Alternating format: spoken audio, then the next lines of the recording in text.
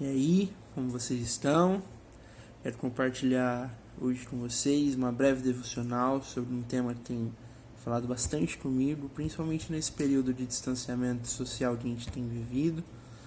E para isso eu quero ler Efésios, de capítulo 4, do versículo 11 ao versículo 16, que diz assim: E ele designou alguns para apóstolos, outros para profetas, outros para evangelistas e outros para pastores e mestres, com o fim de preparar os santos para a obra do ministério, para que o corpo de Cristo seja edificado, até que todos alcancemos a unidade da fé e do conhecimento do Filho de Deus, e cheguemos à maturidade atingindo a medida da plenitude de Cristo. O propósito é que não sejamos mais como crianças, levados de um lado para outro pelas ondas, nem jogados para cá e para lá por todo o vento de doutrina e pela astúcia e esperteza de homens que induzem ao erro. Antes, seguindo a verdade, em amor, cresçamos em tudo naquele que é a cabeça, Cristo. Dele todo o corpo, ajustado e unido pelo auxílio de todas as juntas, cresce e edifica-se a si mesmo em amor, na medida em que cada parte realiza a sua função. Nesse período de distanciamento, como ou qual tem sido o nosso contato com os outros irmãos da nossa igreja? Aquele contato intencional mesmo, que a gente chama para realmente conversar um pouco com ele. Perceba que aqui eu digo irmãos, e que nós realmente nos chamamos assim e somos, pois temos o mesmo Pai. Pensando nisso, estamos sendo família nesse período? Questionamento que fica comigo. E em meio a esses questionamentos que venho me fazendo, em busca de melhoria pessoal também, vejo essa passagem em Efésios, onde Paulo está tratando com a igreja sobre a unidade. E falar sobre unidade não é fácil, né? Porque estamos nos relacionando com pessoas e somos diferentes uns dos outros. Cada um com seu jeito, a sua criação, seus gostos e preferências.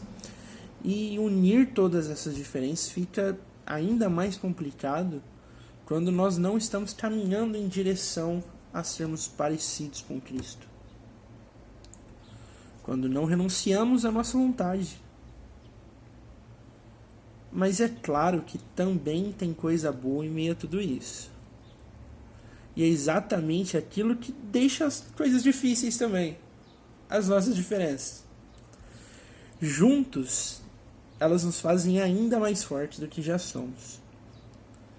E quando eu paro para pensar no poder de alcance que isso pode ter, eu vejo como imensurável. Pois onde eu não consigo chegar, por exemplo, o meu irmão do lado consegue. E isso é sensacional. Saber disso, ter isso ao nosso alcance é sensacional. E nessas horas eu sempre me lembro da logo da Igreja Vitral de Rio Preto, nossa irmã, em que nela tem um desenho de várias pessoas unidas formando um círculo.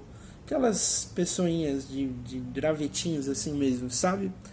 E essa logo, essas pessoas, elas têm várias cores. Ela começa azul e termina verde.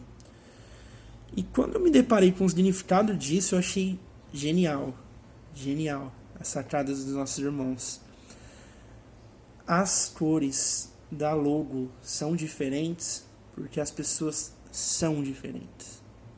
Cara, isso... Quando eu escutei isso, me abriu demais, sabe? E o pastor Douglas Gonçalves, do canal Jesus Pope, que eu falo bastante aqui, ele disse uma vez que igreja é o ajuntamento dos diferentes andando em unidade. E é ainda melhor quando a gente vê mais acima no capítulo 4 de Efésios mesmo, no versículo 3 que fala: façam todo o esforço para conservar a unidade do Espírito pelo vínculo da paz. Ou seja, é o próprio Espírito que nos dá a unidade. Então, como conseguirmos ser ou conservar essa unidade? Sendo cada vez mais parecidos com Cristo e ouvindo Ele que é o cabeça. Que Deus nos abençoe e nos ajude a cada vez mais sermos uma comunidade que vive em unidade.